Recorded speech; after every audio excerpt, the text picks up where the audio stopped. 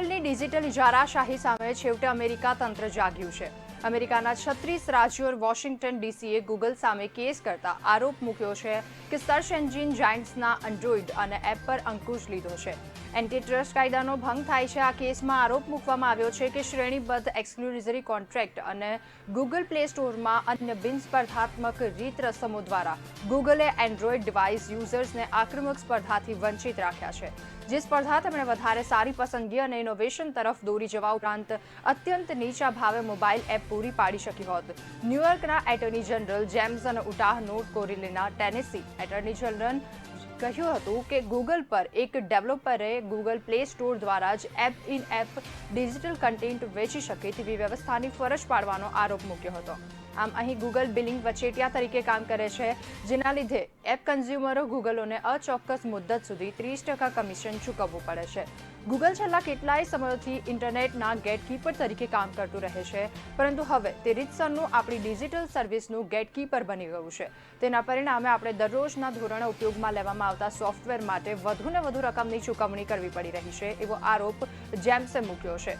તેમણે જણાવ્યું હતું કે ફરીથી આપણે જોઈ રહ્યા છીએ કે ગૂગલ દ્વારા તેની બજારમાં પ્રભુત્વની સ્થિતિનો ઉપયોગ સ્પર્ધાને ખતમ કરવા અને અબજો રૂપિયાનો નફો અંકે કરવા માટે થઈ રહ્યો છે.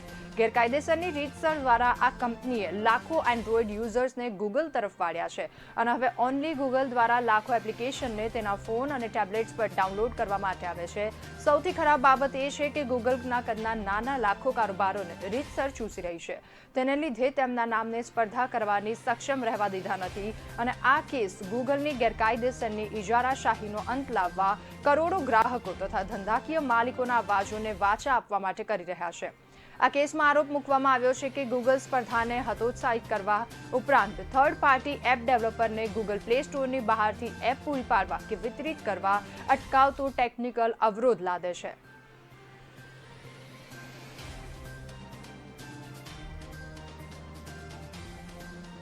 જાપાનના વડાપ્રધાન યોશિહિડે સુગાએ કોરોનાના કેસો વધવાને પગલે ટોક્યોમાં ઇમરજન્સી જાહેર કરી છે. તે અરસામાં જ ઇન્ટરનેશનલ ઓલિમ્પિક કમિટી IOCના પ્રેસિડેન્ટ થોમસ બાક પણ ટોક્યો આવી પહોંચ્યા છે. હવે ઓલિમ્પિકમાં દર્શકો પર પ્રતિબંધ મૂકવામાં આવે તેવી પૂરી સંભાવના છે. વડાપ્રધાને જણાવ્યું હતું કે સોમવારથી અમલમાં આવનારી ઇમરજન્સી 22 ઓગસ્ટ સુધી અમલમાં રહેશે. તેનો અર્થ એ છે કે 23 જુલાઈએ શરૂ થનારી ઓલિમ્પિક 8 ઓગસ્ટ સુધી ઇમરજન્સી અવસ્થામાં જ યોજાશે. ઇમરજન્સી બાર, રેસ્ટોરાં અને કારાઓલા પાર્લરમાં દારૂ પીરસવામાં નહીં આવે. ટોક્યોના રહીશોને પણ ટીવી પર જ ઓલિમ્પિક જોવાની અપીલ કરવામાં આવશે. આરોગ્ય પ્રધાન નોરીહિસા તામુરાએ જણાવ્યું હતું કે લોકોને ઓલિમ્પિકની મજા માણતી વખતે દારૂ પીતા કેવી રીતે અટકાવવા તે સમસ્યા છે. ટોક્યોમાં બુધવારે કોરોનાના 920 નવા કેસો નોંધાયા હતા. કોરોનાના કેસો આખા જાપાનમાં ન ફેલાય તે માટે ઇમરજન્સી લાદવામાં આવી છે. પખવાડિયા અગાઉ IOC દ્વારા મહત્તમ 10,000 દર્શકો સાથે સ્ટેડિયમમાં રમોત્સવ કરવાની પરવાનગી અપાઈ હતી, પણ ઇમરજન્સીને કારણે હવે દર્શકોને સ્ટેડિયમમાં પ્રવેશ ન અપાય તે માંગ પણ બની શકે છે. $1.4 બિલિયન ખર્ચે બનાવવામાં આવેલા નેશનલ સ્ટેડિયમમાં ઓપનિંગ સેરેમની પણ દર્શકો વિના જ પાર પાડવામાં આવે તેમ લાગે છે. ઓલિમ્પિક્સ રદ થાય તો IOCને $3 થી $4 અબજ નુકસાન થાય તેમ છે.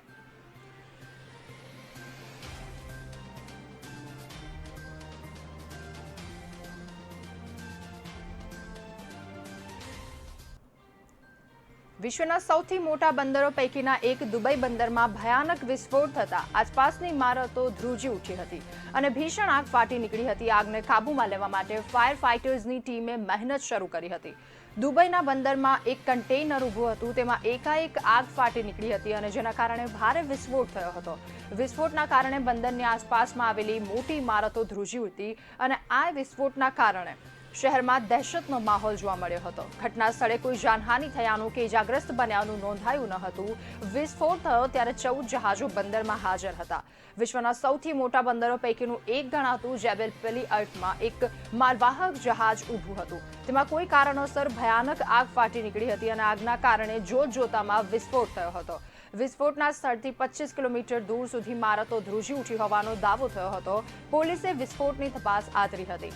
પ્રાથમિક તપાસમાં માલવાહક જહાજમાં આગ લાગવાથી વિસ્ફોટ થયાનું કહેવામાં આવ્યું છે. આ આગ આતંકવાદી સંગઠનોએ લગાવી હોવાની શક્યતાના પગલે તપાસ એ દિશામાં પણ શરૂ થઈ હતી.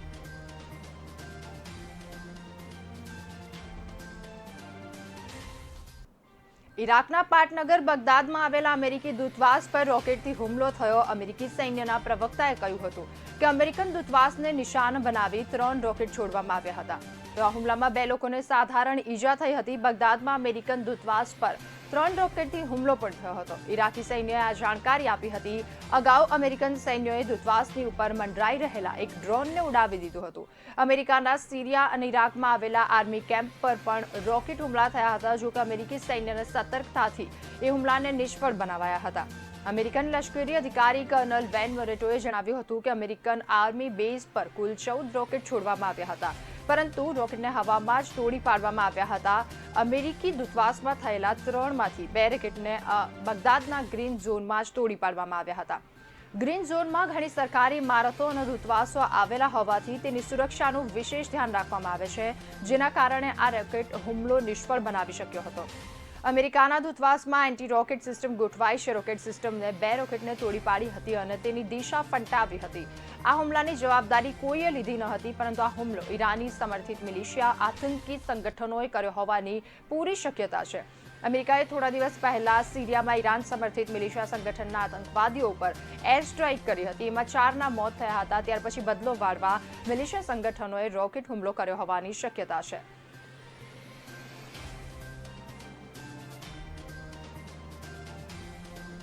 પાકિસ્તાની રાષ્ટ્રપતિ આરિફ અલ્વીએ એક વખત ભારત સામે પાયા વગરના આક્ષેપ કરી અને જે રોક્યું છે. ભારત પર આરોપ લગાવતા પાકિસ્તાની રાષ્ટ્રપતિએ કહ્યું હતું કે ભારત પાકિસ્તાનને અસ્થિર કરવા માટે પ્રયાસ કરી રહ્યું છે.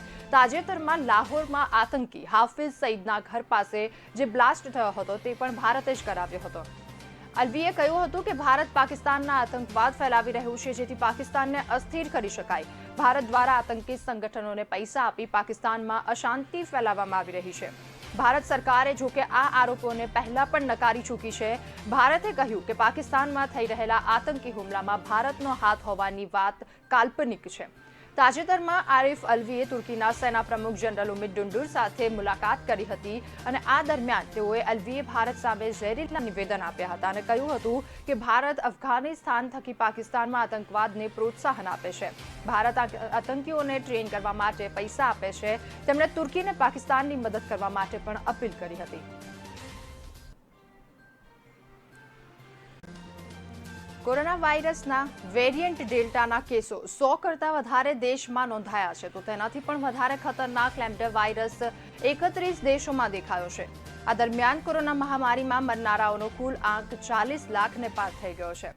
ફ્રાન્સે તેના નાગરિકોને સ્પેન અને પોર્ટુગલમાં વધતા જતા ડેલ્ટા વેરિયન્ટના કેસોને કારણે આ દેશોમાં સમર વેકેશન ગાળવા ન જવાની સલાહ આપી છે. ફ્રાન્સના 11 પ્રદેશમાં ડેલ્ટા વેરિયન્ટના કેસોની સંખ્યા 41% જણાઈ રહી છે. ઓસ્ટ્રેલિયામાં ન્યૂ સાઉથ વેલ્સમાં ડેલ્ટા વેરિયન્ટના કુલ 38% નોંધાયા હતા. તે સાથે જ બલ્ગેરિયામાં પણ ડેલ્ટા વેરિયન્ટના 43 કેસો નોંધાતા સરકારની પરેશાની વધી ગઈ છે. 1 જૂનથી 25 જૂન દરમિયાન 95 સેમ્પલો તપાસ માટે મોકલવામાં આવ્યા હતા, જેમાં 49 સેમ્પલો બ્રિટનના આલ્ફા વેરિયન્ટના અને 1 કેસ બીટા વેરિયન્ટનો જણાયો હતો. દુનિયામાં કોરોનાથી મરણાંક 40 લાખના આંકડાને પાર કરી ગયું છે. 1982 બાદ થયેલા તમામ યુદ્ધોમાં મૃત્યુ પામનારા લોકો કરતાં પણ આ આંક મોટો છે, તેમ એસ્ટ્રોલની રિસર્ચ ઇન્સ્ટિટ્યૂટે જણાવ્યું હતું. દુનિયામાં દર વર્ષે માર્ગ અકસ્માતમાં જેટલા લોકો મરે છે તેના કરતાં પણ કોરોના મરણાંક 3 ગણો વધારે મોટો છે. યુએસમાં સૌથી વધારે કોરોના મૃત્યુઆંક 6 લાખ કરતાં વધારે નોંધાયો છે. ત્યાર પછી બ્રાઝિલમાં 5 લાખથી વધારે લોકોના મોત કોરોનાનો ચેપ લાગવાને કારણે થયો છે. કોરોનાની રસીના આગમનને પગલે એક સમયે જાન્યુઆરીમાં દૈનિક મૃત્યુઆંક 18,000 કરતાં વધારે હતો, જે હવે ઘટી 7,900 થયો છે. પરંતુ તેમાં પણ આવ્યાના બીજા દિવસે પીસીઆર ટેસ્ટ કરવાના રહેશે. આ દરમિયાન દક્ષિણ કોરિયાની જાસૂસી સંસ્થાએ જણાવ્યું હતું કે ઉત્તર કોરિયાના સમુખ્યાર કિંગ જોંગ ઉને કોરોનાની રસી મુકાવી નથી. ઉત્તર કોરિયાને વિદેશમાંથી પણ કોઈ કોરોના રસી મળી નથી.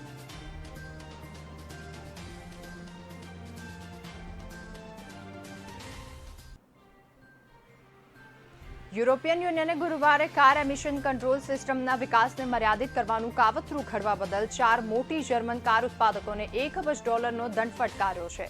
ડેઇમલર, BMW, ફોક્સવેગન, ઓડી વગેરે જેવી કારને પ્રદૂષણને નિયંત્રિત કરવા માટે ટેકનોલોજી પર સ્પર્ધા કરવાનું ટાળ્યું હોવાનું તેમના એક્ઝિક્યુટિવ કમિશનરે જણાવ્યું હતું. તેમણે આ કાવતરું ઉઘાડું પાડ્યું હોવાની અને તેને દંડ કરાયો નહોતો. યુરોપિયન કમિશને ભાવ નિશ્ચિત કરવા જેવી પરંપરાગત પદ્ધતિથી અલિપ્ત ટેકનોલોજીકલ ડેવલપમેન્ટનો ઉપયોગ અટકાવી રાખવાનું કાવતરું ઘડવા બદલ સૌપ્રથમ વખત ઓટો કંપનીઓને દંડ ફટકાર્યો હતો. તેના ચીફ માર્ગરેટ વેસ્ટારે જણાવ્યું હતું કે કાર કંપનીઓ પાસે કાયદાકીય મર્યાદા કરતાં પ્રદૂષણ ઓછું કરવા માટેની ટેકનોલોજી હતી. આમ છતાં તેમણે ઓછી પ્રદૂષિત કાર ખરીદવા ગ્રાહકોને તક આપી નહીં. કાર ઉત્પાદકોએ ઇરાદાપૂર્વક પ્રદૂષણ ઓછું કરતી ટેકનોલોજીમાં સ્પર્ધા ટાળી હતી. આ કાર ઉત્પાદકો પ્રદૂષણ ઘટાડવા માટેના યુરોપિયન યુનિયનના માપદંડો કરતાં વધારે સારી ટેકનોલોજી ધરાવતા હતા. ટેકનોલોજી ઉપલબ્ધ હોવા છતાં તેમણે ગ્રાહકોને તેનો લાભ આપ્યો નહીં. તેમની આ કાર્યપદ્ધતિ ગેરકાયદે છે. તેમના જણાવ્યા અનુસાર કંપનીઓ પ્રદૂષણ ઘટાડવા મુદ્દે ADW તરીકે ઓળખાતા યુરિયા સોલ્યુશન ધરાવતી એન્બો ટેન્કનું કદ નાનું રાખવા માટે સંમત થઈ હતી. તેને કરવાથી ડીઝલ એન્જિનમાં પ્રદૂષણ પ્રમાણ ઘટી શકે છે. મોટી ટેન્કનો ઉપયોગ કરવામાં આવે છે તો પ્રદૂષણ વધુ ઘટી શકે છે. વેસ્ટેગરે જણાવ્યું હતું કે EUના નિયમો હેઠળ કાર્યક્ષમતા ધરાવવા માટે કંપનીઓ વચ્ચેના સહકારને મંજૂરી આપવામાં આવે છે જેથી નવી ટેકનોલોજી ઝડપથી રજૂ થઈ શકે, પરંતુ કોઈપણ ટેકનોલોજીના ઉપયોગને મર્યાદિત કરતું જોડાણ મંજૂર કરી શકાય નહીં.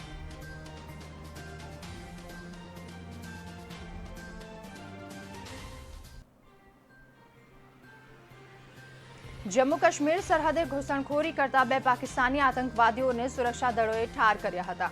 સામસામા ફાયરિંગમાં ભારતના 2 જવાનો શહીદ થયા હતા. LOCના રાજૌરી જિલ્લાના સુરબંદન સેક્ટરમાં આતંકવાદીઓએ ઘૂસણખોરીનો પ્રયાસ કર્યો હતો.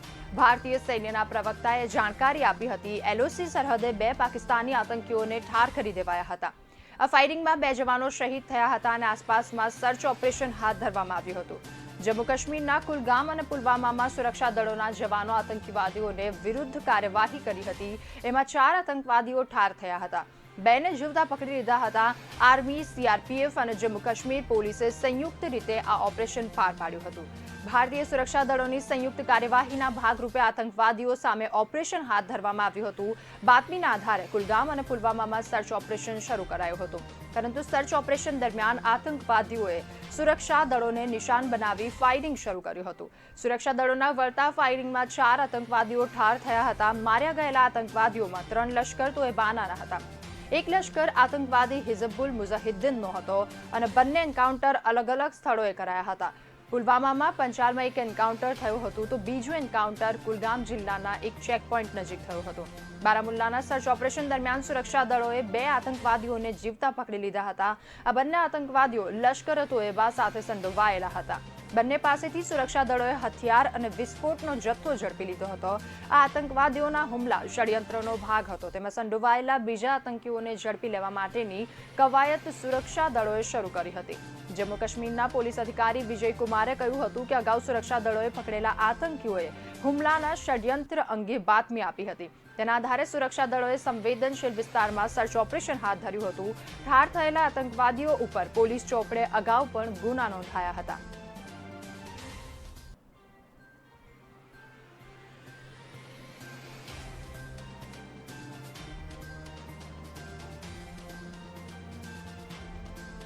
દેશમાં આજે પણ કોરોનાના નવા 45,892 કેસો નોંધવામાં આવતા ભારતના અત્યાર સુધીમાં કોરોનાના કુલ કેસોની સંખ્યા વધી 3 કરોડથી પાર થઈ છે. કેન્દ્રીય આરોગ્ય મંત્રાલય દ્વારા જાહેર કરવામાં આવેલા આંકડા અનુસાર એક્ટિવ કેસોની સંખ્યા વધી 4 લાખથી વધી ગઈ છે. કોરોનાથી વધુ 817 લોકોના મૃત્યુ થયા છે અને કોરોનાનો અત્યાર સુધીનો મૃત્યુઆંક વધી 4 લાખથી થયો છે. કોરોનામાં 18 લાખથી વધારે લોકોના ટેસ્ટ કરવામાં આવ્યા છે, જેના પગલે અત્યાર સુધીમાં કોરોનાના 45,000થી વધારે કેસો ટેસ્ટ કરવામાં આવ્યા છે. દૈનિક પોઝિટિવિટી રેટ 2.42% નોંધવામાં આવ્યો છે. રસીકરણ અભિયાન હેઠળ દેશમાં અત્યાર સુધીમાં કુલ 36.48 કરોડ લોકોને વેક્સિન આપવામાં આવી રહી છે, તો છેલ્લા 24 કલાકમાં 817 લોકોના મૃત્યુ થયા છે, જે પૈકી મહારાષ્ટ્રમાં 326, કેરળમાં 148 અને કર્ણાટકમાં 75 લોકોના મૃત્યુ થયા છે. દેશમાં કોરોનાથી અત્યાર સુધીમાં 4 લાખથી વધારે લોકોના મૃત્યુ થયા છે. 857 કર્ણાટકમાં, તમિલનાડુમાં 33,000 લોકોના મૃત્યુ થયા છે. તો આ દરમિયાન સક્રિય કેસોની સંખ્યા 55 દિવસ પછી ફરીથી વધતા કેન્દ્ર સરકારે કેટલાક રાજ્યોને સચેત રહેવાની ચેતવણી આપી છે.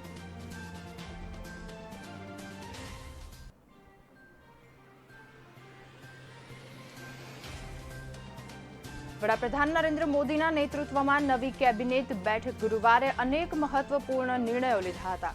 નવા મંત્રીમંડળના બુધવારે રચના થયા પછી ગુરુવારે કેબિનેટની પહેલી બેઠક મળી હતી, જેમાં કૃષિ અને હેલ્થ સેક્ટર સંબંધિત નિર્ણયો લેવાયા હતા. દેશમાં નવા કૃષિ કાયદાના વિરોધમાં ખેડૂતો 8 મહિના કરતાં વધારે સમયથી આંદોલન કરી રહ્યા છે, ત્યારે ખેડૂતોને ખુશ કરવા માટે કેન્દ્ર સરકારે એપીએમસી મારફતે ₹1 લાખ કરોડ ખેડૂતો સુધી પહોંચાડશે. જ્યારે તેમજ કોરોના સામે લડવા સ્વાસ્થ્ય ક્ષેત્રને વધારે મજબૂત કરવા સરકારે 23,123 કરોડના ઇમરજન્સી પેકેજની જાહેરાત કરી હતી. કેબિનેટ બેઠક પછી કેન્દ્રીય મંત્રી અનુરાગ ઠાકુર, મનસુખ માંડવિયા, નરેન્દ્રસિંહ તોમરે આ માહિતી આપી હતી. નવી કેબિનેટ બેઠકની રચના થયા પછી વડાપ્રધાન નરેન્દ્ર મોદીએ સાંજે 5 વાગ્યે બોલાવેલી કેબિનેટ બેઠક લગભગ 1 કલાક ચાલી હતી. તો આ બેઠક પૂરી થયા પછી કેન્દ્રીય મંત્રી અનુરાગ ઠાકુરે કહ્યું કે સરકારનું એપીએમસીનું સશક્તિકરણ ઈચ્છે છે. સરકારે મહત્વપૂર્ણ નિર્ણય લીધો છે, જે હેઠળ એપીએમસી મારફતે ₹1 લાખ કરોડ ખેડૂતો સુધી પહોંચાડશે. તો બીજી બાજુ નવા કૃષિ કાયદાના પગલે દેશમાં એપીએમસીનું અસ્તિત્વ ભૂસાઈ જશે તેવું આંદોલનકારી ખેડૂતો અને વિપક્ષના આક્ષેપોને કેન્દ્ર સરકારે ગેરમાર્ગે દોરનારા ગણાવ્યા હતા. કૃષિ મંત્રી નરેન્દ્રસિંહ તોમરે જણાવ્યું હતું કે દેશમાં કૃષિ મંડીઓ ખતમ નહીં થાય, પરંતુ તેને વધારે મજબૂત કરશે. એપીએમસી હવે ₹1 લાખ કરોડ રૂપિયાનો ઇન્ફ્રાસ્ટ્રક્ચર ફંડનો ઉપયોગ કરી શકશે. આ નિર્ણય મારફતે કેન્દ્ર સરકારે આંદોલન કરી રહેલા ખેડૂતોને સ્પષ્ટ સંદેશો આપ્યો છે કે દેશમાં એપીએમસી બંધ થઈ જશે તેવો તેમનો ભય ખોટો છે. કૃષિ મંત્રી તોમરે સ્પષ્ટપણે કહ્યું હતું કે સરકાર કૃષિ કાયદાનો વિરોધ કરી રહેલા ખેડૂતો સાથે વાતચીત કરવા માટે તૈયાર છે. તેઓ કાયદાના દરેક પાસા પર વાત કરી શકે છે, પરંતુ તેના પાછા ખેંચવાનો સવાલ પેદા થતો જ નથી. મનસુખ માંડવિયાએ પણ કહ્યું કે જિલ્લાના સ્તરે 1 કરોડ દવાઓ પૂરી પડાશે, જેના કોરોનાથી કોઈ પણ સંભવિત લહેરથી બચી શકાશે. કોરોનાના વિરુદ્ધ રાજ્ય અને કેન્દ્ર સરકાર સાથે લડવું પડશે. કેબિનેટ બેઠક પછી સાંજે 7 વાગ્યે મંત્રી પરિષદની પણ બેઠક બોલાવાઈ હતી. મોદી સરકારના બીજા કાર્યકાળમાં સૌથી મોટા કેબિનેટ વિસ્તરણ અગાઉ જે કેન્દ્ર સરકારે નવું સરકારી મંત્ર બનાવ્યું છે, તે મંત્રાલયનું સુકાન ગૃહમંત્રી અમિત શાહને સોંપવામાં આવ્યું છે. અમિત શાહ ગુજરાતમાં સરકારી ક્ષેત્રમાં કામકાજનો બહોળો અનુભવ ધરાવે છે. જોકે રાજકીય વર્તુળોમાં ચાલતી ચર્ચા મુજબ દેશના વિવિધ રાજ્યોમાં સહકારી ક્ષેત્રોમાં અલગ અલગ પક્ષોનું પ્રભુત્વ છે. જેમ કે ગુજરાતમાં સહકારી ક્ષેત્ર પર ભાજપની પકડ મજબૂત છે, જ્યારે મહારાષ્ટ્રમાં શરદ પવાર ઉપરાંત ઉત્તર પ્રદેશમાં અખિલેશ યાદવ તો બંગાળમાં મમતા બેનર્જી સહકારી ક્ષેત્ર પર પ્રભુત્વ જમાવે છે. સહકારી ક્ષેત્રમાં વિપક્ષનું આ પ્રભુત્વ તોડવા માટે મોદી સરકારે સહકારી ક્ષેત્રનું નવું મંત્રાલય બનાવ્યું હોવાનું પણ ચર્ચાઈ રહ્યું છે. નવા મંત્રાલયની રચના પાછળનો અન્ય એક ઉદ્દેશ્ય આ ક્ષેત્રમાં ચાલતી ગેરનીતિઓને ડામવાનો પણ છે. નોટબંધી સમયે પણ અનેક સહકારી બેંકોમાં નવી અને જૂની નોટોનું વ્યાપક સ્તરે હેરાફેરી થઈ હોવાના આક્ષેપો થયા હતા.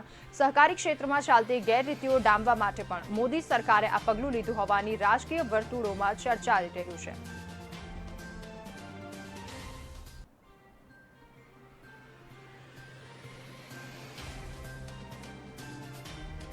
ચોમાસામાં વિલંબ થવાને કારણે ગરમીનો પ્રવાહ યથાવત રહેતા દેશમાં વીજળીની માંગ ઓલ ટાઈમ હાઈ સપાટીએ પહોંચી ગઈ છે.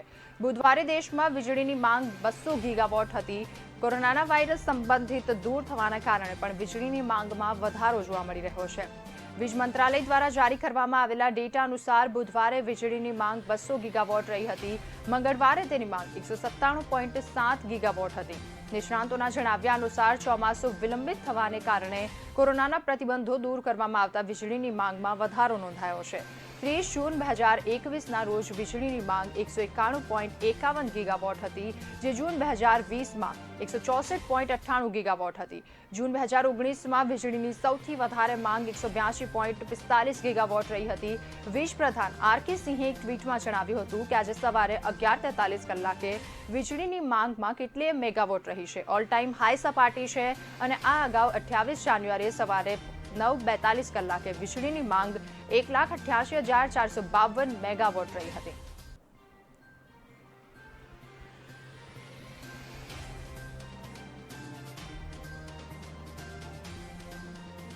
ગુજરાતમાં ગૃહ ઉદ્યોગોને તમામ પ્રકારના લાભ આપવા માટે ગુજરાત સરકાર કોઈ ક્ષતિ રાખતી નથી. તેનું એક ઉદાહરણ લક્ષ્મી મિત્તલની માલિકીનો આર્સેલર મિત્તલ નિપ્પોન સ્ટીલ છે. આ કંપનીને હજીરા નજીકના વન્ય વિસ્તારમાં પ્રદૂષણ ફેલાવવા તેમજ તેનાથી પર્યાવરણને નુકસાન બદલ રાજ્ય સરકારે માત્ર 18 કરોડ રૂપિયાનો દંડ કર્યો છે.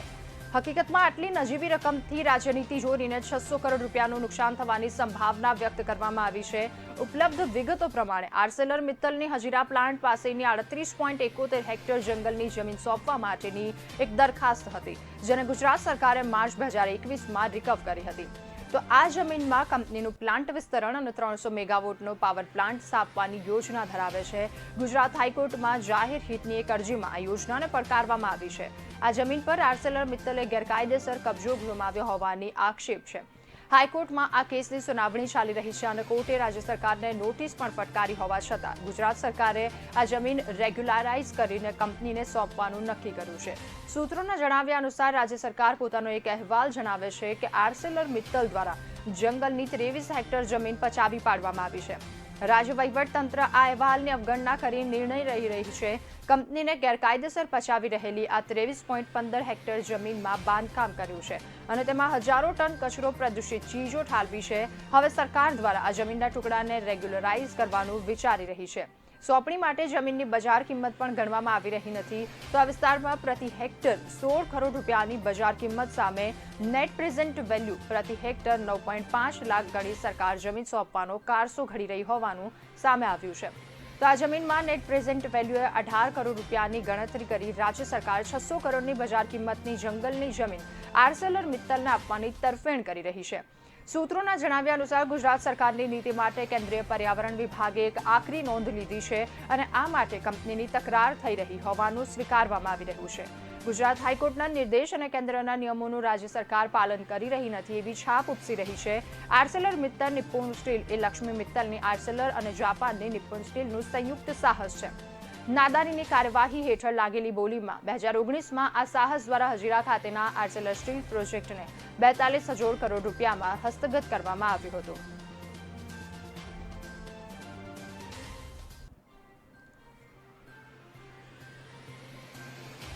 આગામી સપ્તાહે 12 જુલાઈએ સોમવારે શહેરમાં નીકળનારી 144મી રથયાત્રાના સમગ્ર રૂટ પર 10 જેટલા મહત્વના સ્થળોએ ફાયર વિભાગની ટીમના ફાયરના રેસ્ક્યુ વ્હીકલ સાથે તૈનાત કરવામાં આવી છે.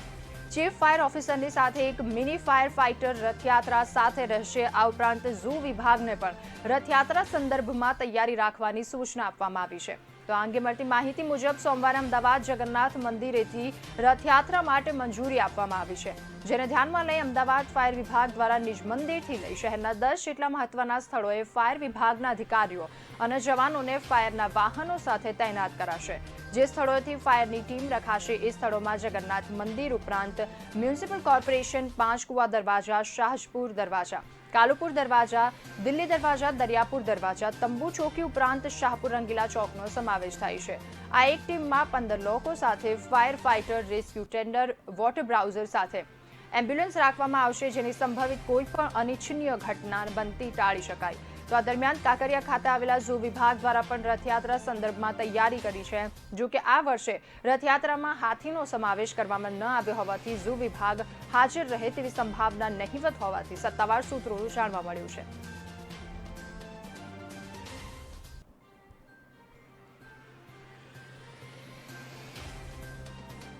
ગુજરાતમાં કોરોનાની ગતિ દિન પ્રતિદિન મંદ પડી રહી છે, ત્યારે રાજ્ય સરકારે નિયંત્રણોને વધારે હળવા કર્યા છે. મુખ્યમંત્રીએ અધ્યક્ષસ્થાને મળેલી કોર કમિટીમાં વધુ શહેરોને રાત્રિ કર્ફ્યુમાંથી મુક્તિ અપાઈ છે, જ્યારે અમદાવાદ સહિતના 8 મહાનગરોમાં રાત્રિ કર્ફ્યુ યથાવત રાખ્યો છે. મહત્વની વાત તો એ છે કે કોરોનાએ વિદાય લેતા સરકારે કોચિંગ અને ટ્યુશન ક્લાસીસોને 50%ની ક્ષમતા સાથે છૂટ આપી છે. તો આ ઉપરાંત લગ્ન પ્રસંગમાં અત્યાર સુધીમાં 100 વ્યક્તિને છૂટ અપાઈ તેવો વધારો કરી હવે 150 જણા જઈ શકે તેવી મંજૂરી આપી છે. રાજ્ય સરકારના આ નવા નિયમોને તારીખ 10મી જુલાઈથી અમલ કરાશે. ગુજરાતમાં કોરોનાના કેસો ઘટવા માંડ્યા છે. છેલ્લા એક દિવસથી તો કોરોના ગુજરાતમાં એકેય વ્યક્તિનું મોત નીપજ્યું નથી અને કોરોનાને જાણે ગુજરાતમાંથી વિદાય લીધી હોય. ત્યારે રાજ્ય સરકારે કર્ફ્યુ સહિતના નિયંત્રણો વધુ હળવા કર્યા છે.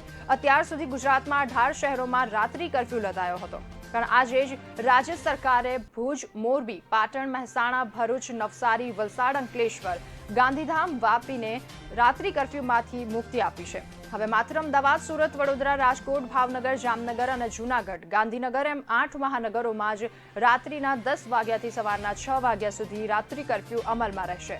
કોરોનાના વધતા જતા કેસોને કારણે શાળા કોલેજની સાથે કોચિંગ ટ્યુશન ક્લાસીસ બંધ કરી દેવા આદેશ કર્યો હતો। આજે સરકારે ક્લાસ અને ટ્યુશન ક્લાસીસને 50% વિદ્યાર્થીઓની ક્ષમતા સાથે શરૂ કરવા માટેની છૂટ આપી છે। ક્લાસીસોમાં કોરોનાની ગાઈડલાઈનનું ચુસ્તપણે પાલન કરવાનું રહેશે। અને ઉલ્લેખનીય છે કે મંગળવારે જ રાજ્યના ટ્યુશન ક્લાસીસોના સંચાલકોએ સરકાર સમક્ષ રજૂઆત કરી હતી। આ ઉપરાંત શાળા કોલેજ અને અન્ય સંસ્થાઓની પ્રવેશ પ્રક્રિયા પણ યોજી શકાશે। સ્પર્ધાત્મક પરીક્ષાઓ માટે યોજી શકાય તે માટે પણ મંજૂરી આપી છે। લગ્ન પ્રસંગમાં અત્યાર સુધી 100 જણાની હાજરી છૂટ અપાઈ હતી, પરંતુ કોરોનાના કેસો ઘટતા હવે તેમાં પણ વધારો કરવામાં આવ્યો છે। ટૂંક લગ્ન પ્રસંગમાં 50 જણાની વધારે છૂટ અપાઈ છે, તો સામાજિક રાજકીય પ્રસંગોમાં 200 જણાની મંજૂરી અપાઈ છે। જોકે અંતિમ વિધિ અને દફન વિધિમાં 40 વ્યક્તિઓને છૂટ યથાવત રખાઈ છે। Gym, hotel, restaurant, hall, auditorium, વાચનાલયો સહિત મનોરંજક સ્થળોએ અપાયેલી છૂટછાટના નિયમોમાં કોઈ બદલાવ કરાયો નથી। પ્રેક્ષકો વિના સ્પોર્ટ્સ કોમ્પ્લેક્સ, સ્પોર્ટ્સ સ્ટેડિયમ, સંકુલ ચાલુ રહેશે। એસટી બસમાં 75%ની મુસાફરી ક્ષમતા યથાવત રાખી વાહન વ્યવહાર રાબેતા મુજબ નક્કી કરાયું છે। હાલ રાજ્ય સરકારે વોટર પાર્ક, સ્વિમિંગ પુલ બંધ રાખવા માટેનો આદેશ કર્યો છે।